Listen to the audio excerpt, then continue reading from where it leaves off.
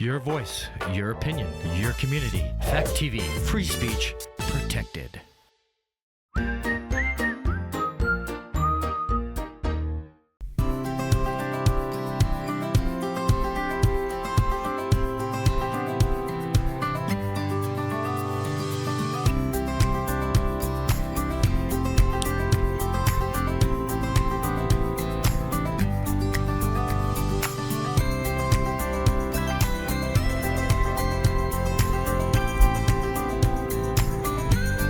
Hello, welcome to The Long Road. My name is Chris Roberts. If anybody had watched the city's website or Facebook or even read in the Keene Sentinel, you would know that there was a protest to call for the ending of the killing of women, children in the Gaza Strip and other areas. They were vocal. We had some people behind them that were saying, "Shut up, go home," saying rude comments. And the mayor decided that he would call recess, and then he would have the individuals clear out. I spoke to the individual leader, and I says, "You guys have a right to stay here. So if you sit down, you can still hold up your signs, but you got to be quiet. You can't be disruptive, because we have a meeting going on. There's a public hearing on the proposed budget. So there's protocols that you have to go." They were able to hold it about 15 minutes, and then they got up and got vocal, and they had to leave. It's one of these things.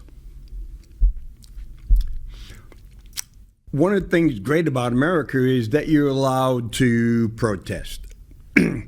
They wanted the city to come out and say against it. The city, the mayor and the city council basically said no.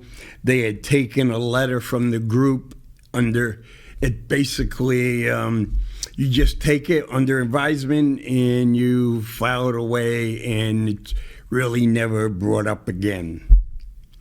But going back to protesting, okay,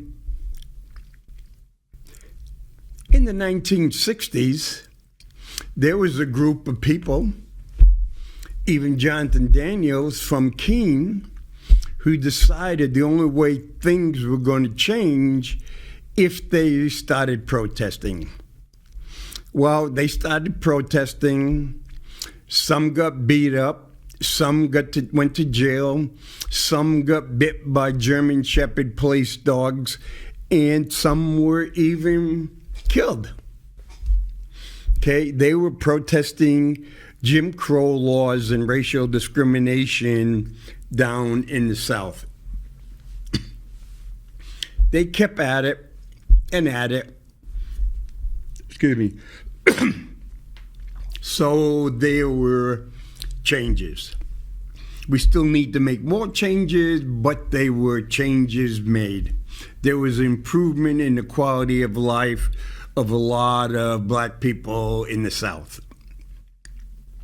But there are pockets and towns of just poor people with very poor education, and the states don't want to do anything about it.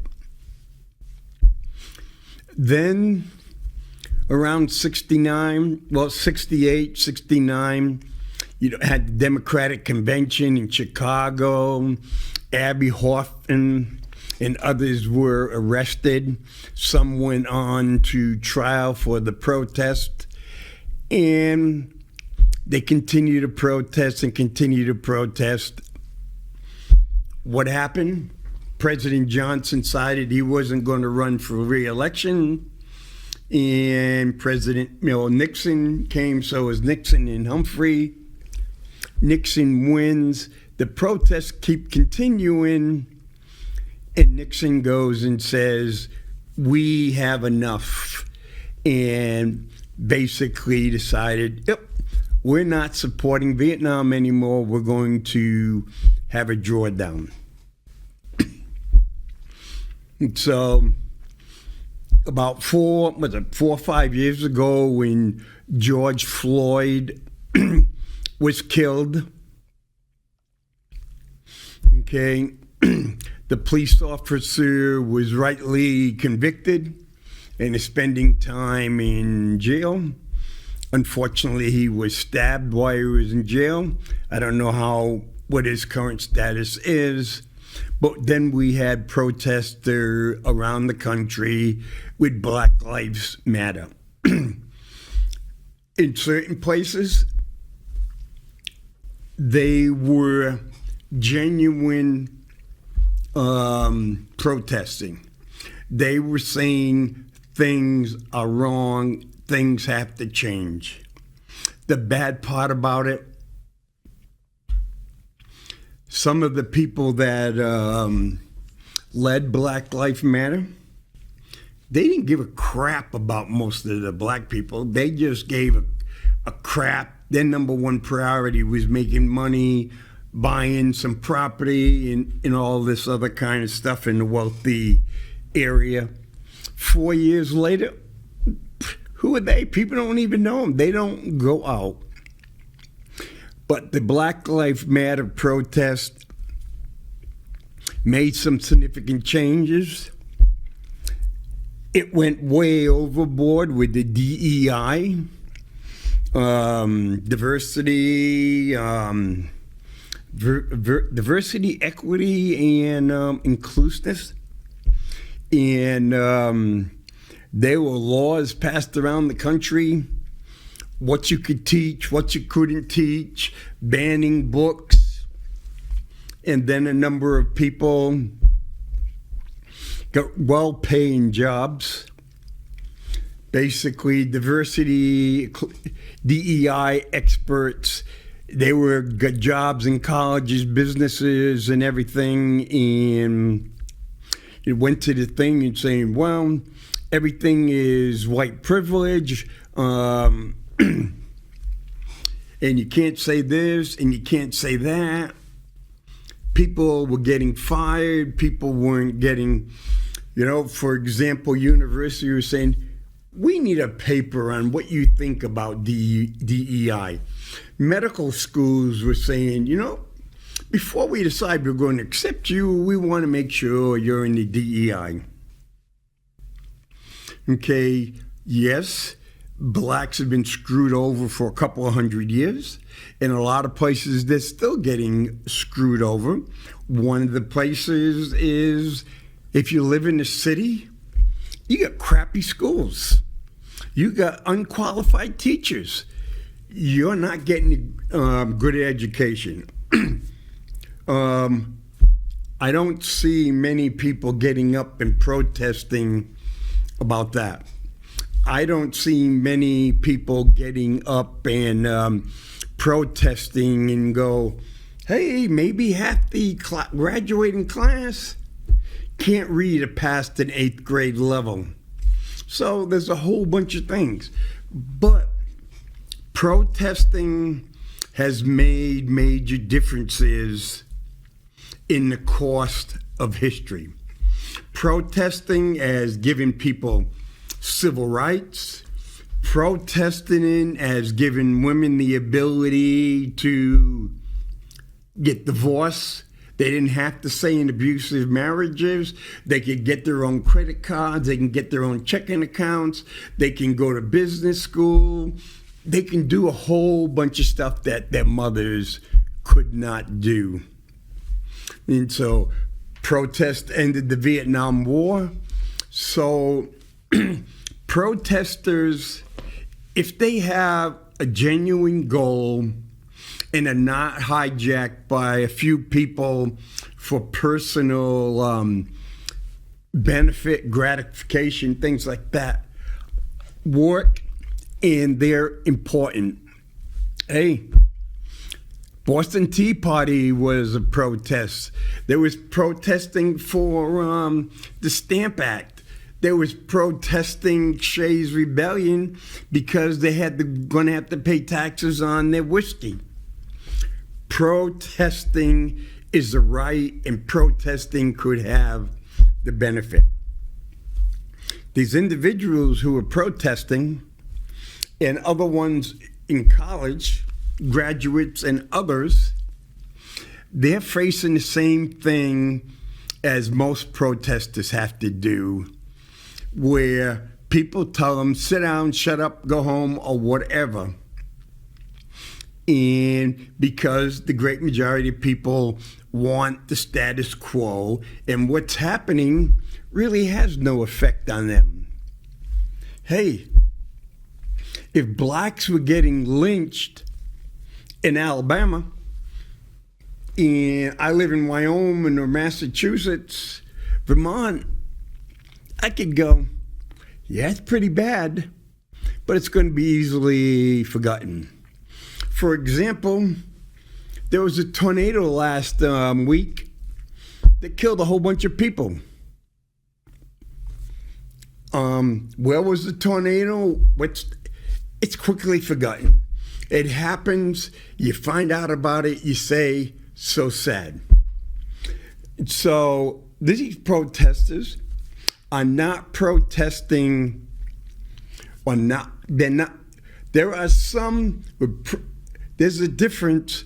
Are you pro-Hamas? If you're pro-Hamas and you're protesting for Hamas, you are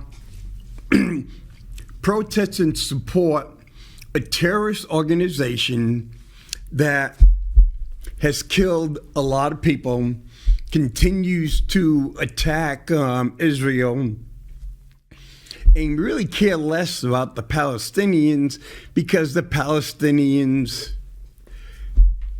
like one of them, the leader of the Hamas, said 2 days ago, you know, the more people get killed, the more beneficial it could be to us.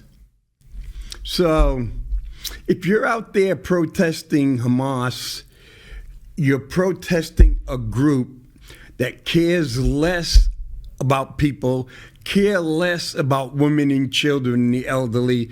They just look at them as a number that helps their cause. And so, but then you got the majority of the people who are protesting. They're protesting to stop the killing. They want to cease fire to stop the killing of Palestinian children and women and the elderly. Because in war, civilians usually suffer the worst. The winning side gets to go home and celebrates their victory. The losing side, they get to go home to a desolate, destroyed place. And technically, even though it's questionable under the land of warfare, the law of land warfare, killing women and children and old people is really beneficial to the war effort.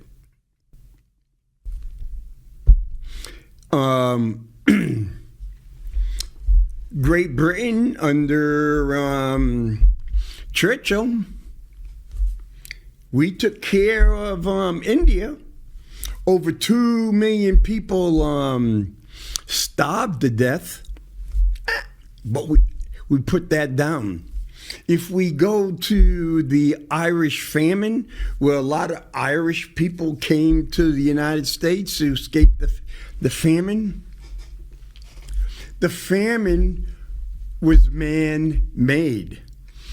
England was taking the food from Ireland back to England for the English people to eat. because they thought the Irish people were less than human.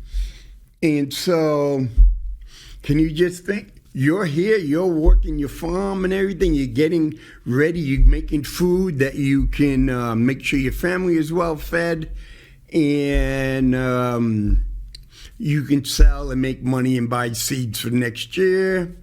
The British soldiers come up to your farm and they say, we want all that food, we want your livestock and everything loaded up on ships and sent to Great Britain. Tens of thousands of people died. We said, you know what? We're going to do a bombing campaign against Dresden during World War II. So instead of dropping regular bombs, we dropped incendiary bombs, and basically the estimate was that we burned about 250,000 men, women, and children to death because we set the city on fire. We did the same thing in Tokyo. Tokyo had a lot of shacks and everything, so we firebombed them. Then later on, we used the nuclear weapons. It is easy to do that. We've done it to the Native Americans. What you do is you make the people less than human. Plain and simple. Hey, drop the bomb, and incendiary, we killed 250 combatants or non-combatants. No one has a name, no one nothing, and you get to do that.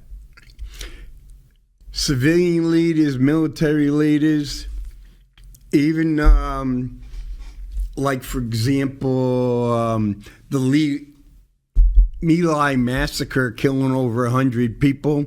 It wasn't the only one in Vietnam, but in every single case, it's less than human. We say there are other ones. You can put, some of the politically incorrect stuff. Hey, the Japs became Nips.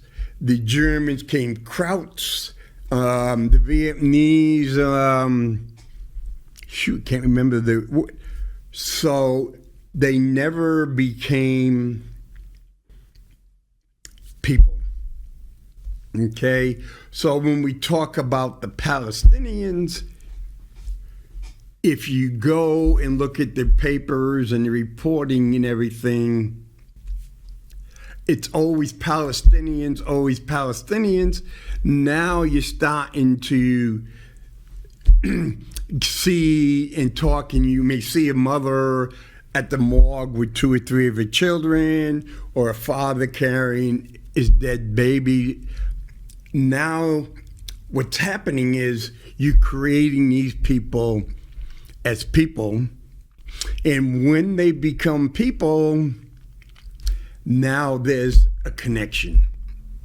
You can go in and say, wait a minute, that's a kindergarten. I live near a school, and I can't believe that, hey, all the kids in Wheelock School from kindergarten to 5th grade have been killed in over 8 months. It's like, no, you can't comprehend it. And so the connection is being developed. And when that connection is being developed, that's what a lot of the people are protesting. They're not protesting against Israel. They're not protesting against Hamas. They're not supporting Israel, and they're not supporting Hamas. What they want to do is stop the killing of the men, women, and children and elderly in Gaza. That's what they want. And they have a right to do that. Of course, you got to expect, in some cases, you're going to get arrested. Some cases, you're going to be handled pretty brutally. some cases, like the some of these people who donate to the colleges have said, hey, I want a list of everybody that was protesting because I want to make sure they never work in my firm. When you protest, there's risk. And if the people are willing to accept the risk while they're protesting, then you know it's real. It means something to them. It meant something to Jonathan Daniels. Jonathan Daniels never had to go down south. But Jonathan Daniels got killed while protecting a young girl's life. And so people have the right to protest. And in some cases, like I said earlier, protesting in support of Hamas, to me, is just plain wrong. And I would do nothing at all to encourage or support that from happening, to continue. And let me get this window address. I went looking up. Keene right now is down to a little bit more than 22,000 people. And of that 22,000 people, we live in 37 something square miles. Okay? To give you an example, Gaza is 41 square kilometers. And so we did the conversion. And basically, Keene is about 96 square kilometers. Okay? Keene is almost 2.5 times bigger. No, let's see, 100. They're about 150 times bigger than the Gaza Strip. And in the Gaza Strip, Keene is 96.7. And so just think. So we got 22,000 here in Keene. And even to double with Keene, just think of taking the whole population of New Hampshire, about 1.4 million, and say, we're going to put all those people within the boundaries of the city of Keene. To me, that's really incomprehensible. Then we're going to limit what amount of food that goes in. We're going to limit availability to water. We're going to limit medical, whole bunch of stuff. And now you're going to have cholera. You're going to have typhoid.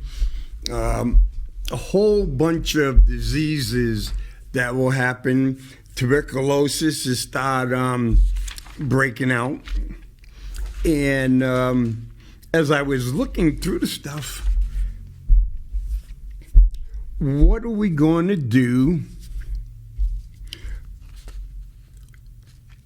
And the part do we as taxpayers fund what's going on? Well, in a way, yes, we're paying both sides. We're funding Israel, but so far we've done about $650 billion worth of aid for the Palestinians, but the amount of that aid getting back to the Palestinians is pretty limited. The one of the things that goes on, depending on what your side it is, if you're on this side, you go, those numbers that have been killed are bogus numbers. And if you're on this side, we're saying no. And so you've got Israel, you got Hamas, and you get the Palestinian health system. And so numbers come and numbers go, numbers get double counted, and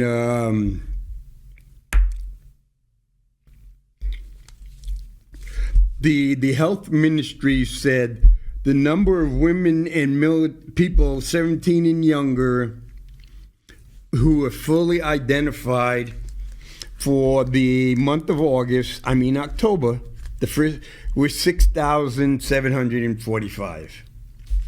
Me, I would question that number, and the reason I question that number is because when I took the statistics class, the professor said, never trust the 0 and never trust the 5.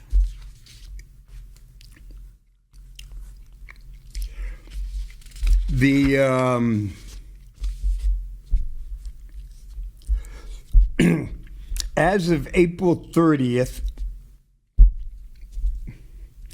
the list was 34,622 had died in war. The AP analysis was based on the 22,961 individuals fully identified at the time by the health ministry with name, gender, age, and Israeli issued identification numbers. The ministry said 9,940 of the dead, 29 of the April 30th, were not listed in the data because they remain unidentified. Those include bodies not claimed by families, decomposed beyond recognition, or whose records were lost in Israel raids or hospitals. So basically at the end of April, AP News, they went in and they could definitely go and research and come up with the 22,961 based on the proper identification. And 994, the bodies were badly beat up or whatever. They couldn't find any records to show them.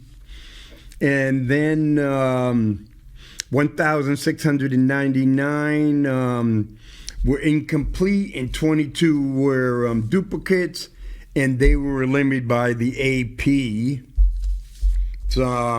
analysis.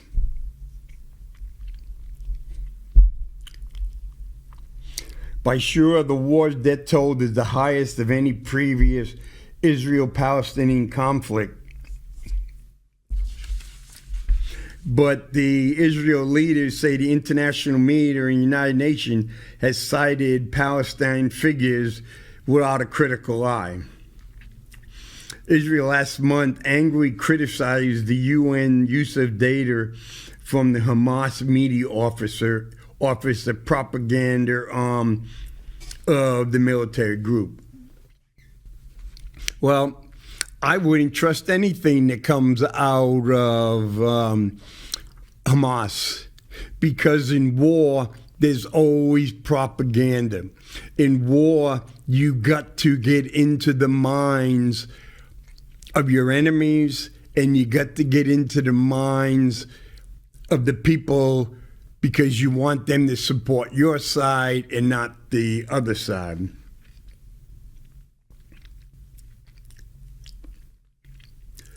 Israel foreign minister came out on platform X, and it stated anyone who relies on fake data from a terrorist organization in order to promote blood libels against Israel is anti-Semitic and supports terrorism.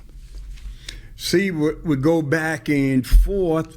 So I'm told, if I go and say, wait a minute, I think those figures from Hamas are somewhat accurate, not completely accurate.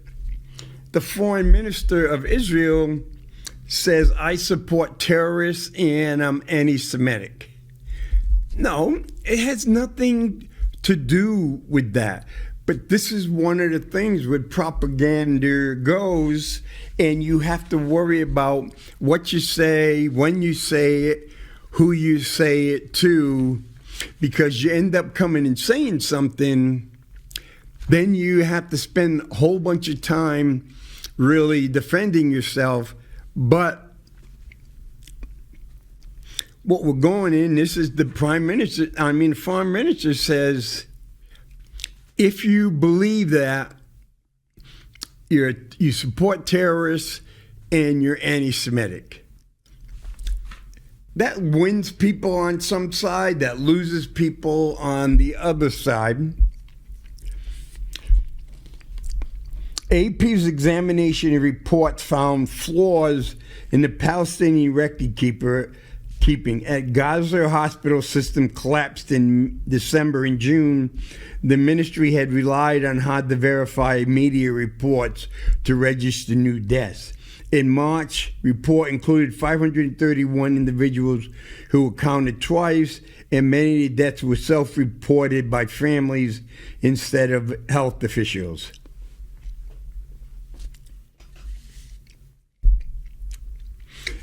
Epstein, the Washington Institute researchers said using different data collection methodology and to combine them, all the numbers give an accurate picture. Correct. It does give an accurate picture because you really kind of need one source, because if I'm a family and my house gets killed, I may have to bury my family over here, but I should be going to the health ministry with their identification numbers and all that kind of stuff to get registered. You should not saying, hey, I had 3 sons killed today, and someone at the health ministry just writes it down. That's no verification.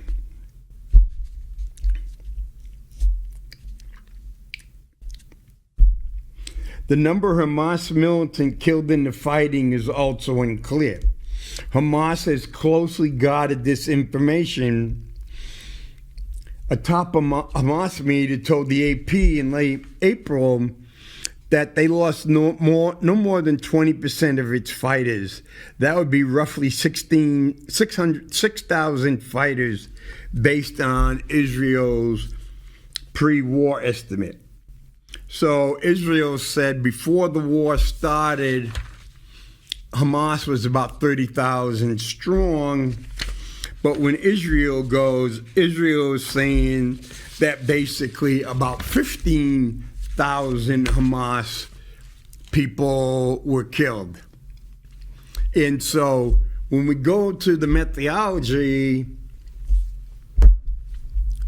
if 15,000 Hamas were killed, but 22,000 have been verified by the AP based on the records and everything. We don't know if the Hamas numbers are in there, because the Hamas may want to keep those numbers down because they don't want to have Israel know what their military strength is. So it's a propaganda game on both sides, plain and simple. Hamas doesn't want to tell Israel how many of them soldiers got killed. Hamas likes the number of individuals going up because they know it puts Israel in a bad sight. Okay, for example, part of the way it turns, Hamas was really excited because Israel goes to attack to rescue hostages. Israel rescued 4 hostages, and in that rescue attempt, 247 Palestinians were killed. The vast majority were non-combatants. Yes, without question, a number of them were Hamas soldiers. we're not going to know. Because I don't think Israel has any idea to know which person is Hamas and which isn't, because some people are going to go and tell people I'm Hamas, and other people say, I'm not going to do that because I could be taken out with a rocket. So it is a tough battle. And what happened, plain and simple, like I stated before, the leader Hamas is kind of like the leaders of Black Lives Matters. He lives in a luxury palace, basically accommodations. He gets great food. He has a toilet. He has drinking water. He has all that stuff. And he's staying in Qatar. I think it's Qatar. So where he's safe, because it would be extremely bold of Israel to try to take him out in a foreign country. While the Palestinians are getting killed, this Palestine, the Gaza Strip is getting destroyed. It's not going to have any place for people to live because there's no more infrastructure, there's no more buildings, bingo. So Israel right now has had 299 soldiers killed. But the other part is, the longer this war goes, the longer Israel's economy suffers. Because a lot of the soldiers in Israel are reservists. Kind of like when we went to Iraq and Afghanistan, we called up all these National Guard and reservists and sent them overseas. Okay, basically we took every single one of these people in National Guard and reserve units, we took them from jobs and sent them overseas. So if we took 50,000 people, reservists and National Guard members, and send them overseas, that's 50,000 people who are not working, okay, not making money, not spending. So what happened with Israel is the same thing.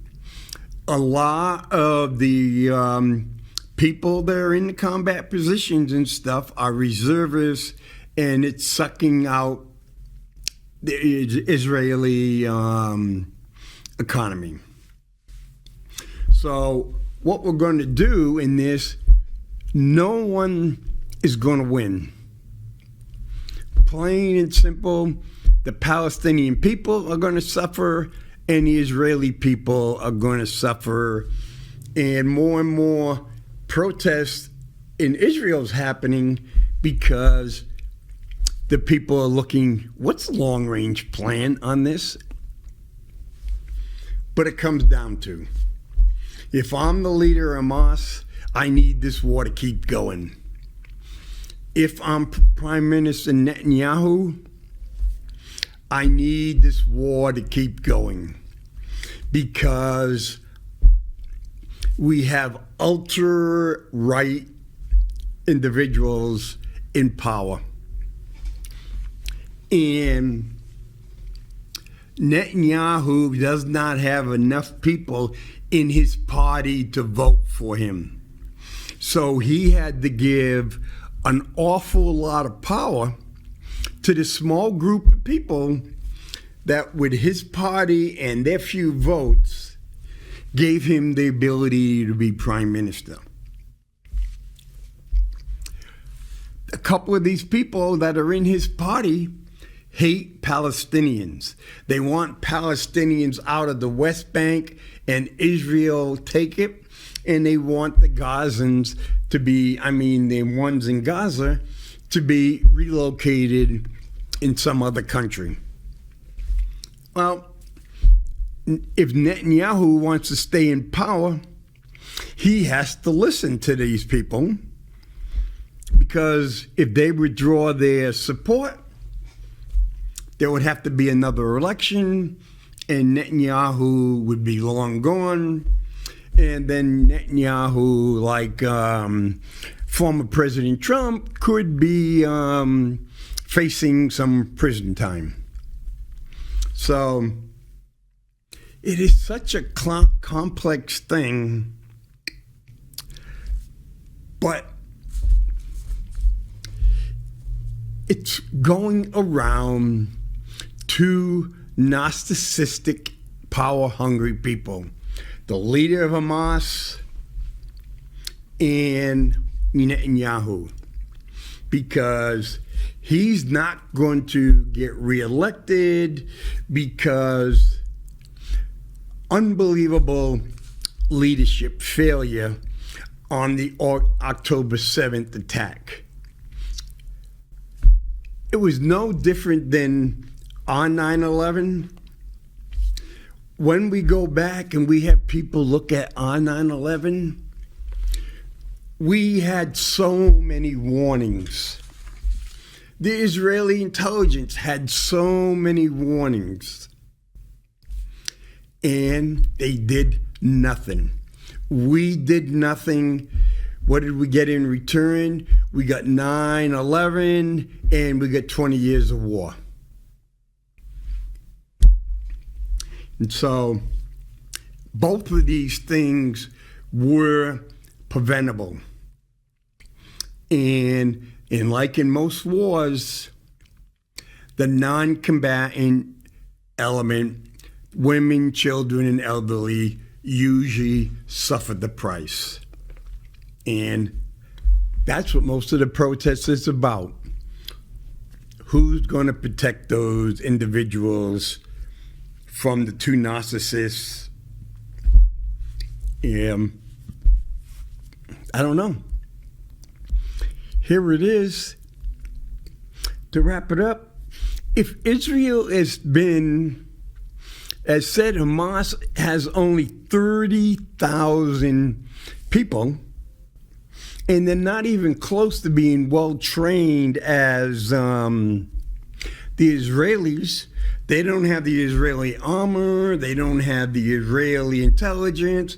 They don't have the Israeli aircraft, all this other kind of stuff. It's been 8 months, going on 9 months.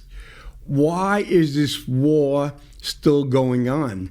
Why hasn't Israel won this war? Okay, in the end, Israel will no longer be viewed as invincible by members in the region. And that is going to cost Israel a serious price because of Netanyahu's and his intelligent people that work intelligence, failed to do their job, and they allowed October 7th to happen.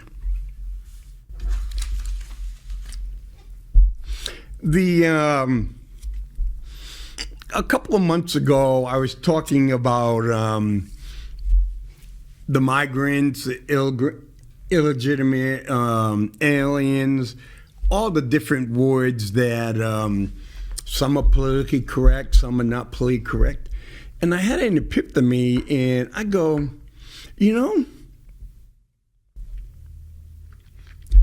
both sides want the migrants in here. And I go, they're just talking back and forth because it didn't make sense that the president could have limited the number of migrants that were coming in. He could have said, like he did the other day, soon as we'll get 2,500 asylum seekers, we'll process them, and then we'll allow 2,500 next day and the next day. That's really simple. So that would be about 80,000 a month, but it'd be controllable. And I go, why is the Republicans doing this? And why is the president saying I can't do anything? And I was going back, and it came to me. the supporters, the donors that support both sides wanted the migrants here. And so the Democrats were saying one thing, but a lot of Democrats were keeping quiet. The Republicans were saying some, but a lot of Republicans were keeping quiet. And as I kept reading more, I saw more of Democratic blogs and writing, conservative blogs and writing, Republican blogs and writing, even the federal government, Office of Budget Management and stuff, then the Treasury, and they started putting out reports and blogs and articles saying how these migrants were really good for the U.S. economy. And I go, really good? So they danced around this. They thought we were fools, and we're going, hey, you know what? The American people are not even going to, no big deal. Well, now, over 60, I think the last one was 62% want to send all the migrants back. And now some of these great writers and political people going, holy crap, how did that number get to 62%? They want to send all the migrants back. We've never had a number like that. Okay, but I think the American people are waking up. The American people understand they were played. This was, and the migrants or legal immigrants, that's what the official term is, or illegal aliens, have had effect. And not only that, as I kept on looking, where were most of the migrants going? Hey, say you put 200,000 migrants in New York. Hey, so it screws over New York, and New York has to come up with billions of dollars. But guess what? New York is always going to vote Democrat. Then it goes, Chicago, 85 to 100,000 migrants. No big deal. We can throw Chicago, hey, but Chicago's always going to vote Democrat. Denver, always going to vote Democrat. And I go and start looking. Yes, a bunch were sent to Florida. And then when there was about 400,000 that the federal government was flying in, but the federal government did not want to say where the people were going. The people were going to places that most of the majority that always voted Democrat. So those areas could be really pissed off, but I know it wasn't going to change anything. Very few of the migrants were going to states that could go either way. So it was kind of political. Then I was reading that 50% of all the farm workers in the United States 2 weeks ago were migrants that just came in. And then you look at the migrants at the slaughterhouse, the chicken process plants, things like that. And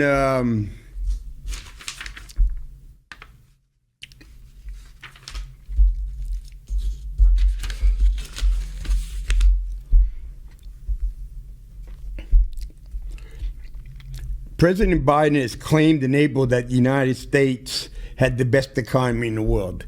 Yes, the United States had the best economy in the world, because we're pumping over $1 trillion to $2 trillion a year. We're making that money and we're putting it in circulation, so that's keeping the numbers up. But the other one was, with the job market that the U.S. New York Times said historically high, it's historically high maybe by 10 to 20,000. No, it was about 200,000 people compared to year 2000. And it was a job-creating boom. But most of the employment growth is going to immigrants, both legal and illegal. The government household survey showed they were only 971,000 more U.S.-born Americans employed. In May 2024, compared to May 2019, prior to the pandemic, while the number of employed immigrants has increased by 3.2 million. So basically, since the 4 years ago compared with the pandemic, so the American-born, their job increased about 250,000 a year, where the number of immigrants, both legal and illegal, increased about 800,000 a year. Why? Because, and when we talk about the 3.2 million immigrants, both legal and illegal, because a lot of them were giving cards, right to work cards, while they're waiting for the embassy judge. But numbers were not given. But the number of unreported, under the table migrant labor has increased drastically. No set number. But if you take, this is how many migrants are, this is how many people from 16 to 65 that fit in the working range. You put these ones working and you say, wait a minute, we got a million more people. Where are they? Well, you're not going to have a million more teenagers or guys in their 20s just sitting around doing nothing. They're going to, like in New York, a lot of them do DoorDash and things like that. They're going to do a lot of the gig economy, and they'll be taken in. And while the labor force participation among these groups has roughly returned to pre-pandemic levels, the rate in 2024 remains at or near historical lows, related to other peaks in the business cycle. This is true even for United States-born men who are in their prime 25 to 54 age of working. And so, and what happened is the Congressional Budget Office said over the next 10 years, these migrants could add about $7 trillion to the GDP, because they're going to work, they're going to make some money, even though they may not a lot, but they're still going to spend. But yes, a bunch of that money that they earn is going out of state into a new company, Walmart, a new country. Walmart and Western Union are making a killing as money is being sent back to other countries. Then others are arguing is, hey, this is great. The ones who are working are going to be paying Social Security. And they'll help keep Social Security a little bit stronger for maybe a year or two. So all these pundits and stuff like that, now this is really good that we've got all these migrants both legal and illegal in the country because it does financial. But it doesn't do financial for a lot of American people. And I don't want to be called a nemophobe or whatever that someone could say. If, for example, we have in Keene, where we are, housing is really expensive and all that kind of stuff, and 50 migrants are sent to Keene. Okay, where do you house them? If you can't find a place, does the city of Keene have to pick up and pay to house them in a hotel and stuff?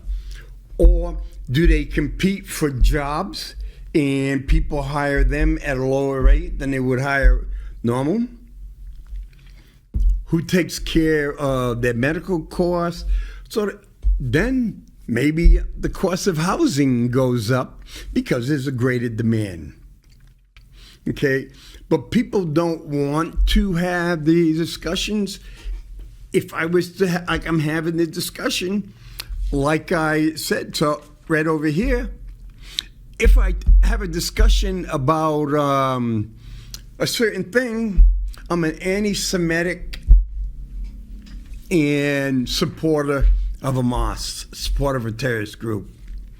I say about migrants, oh, you're a nemophobe. You just want to worry about Americans. And bingo. But the part right here, this really isn't about people. This is no different that we have been doing for years and years. When we get short of workers or the workers get too high of a pay, America goes out and gets mass immigration. We did it to Ireland, Germany, England, France. When we ran out of them, we decided, we made Italian white people, we made Croatia, Serbia, and we decided, yes, they're now white people, so we'll bring them into the United States to work. We constantly do that to bring in people to work at minimum wage, minimum work, to increase the wealth of a small group of people, of business. This isn't about the people, it's about profit and politics. And so that's it for today. See you next week.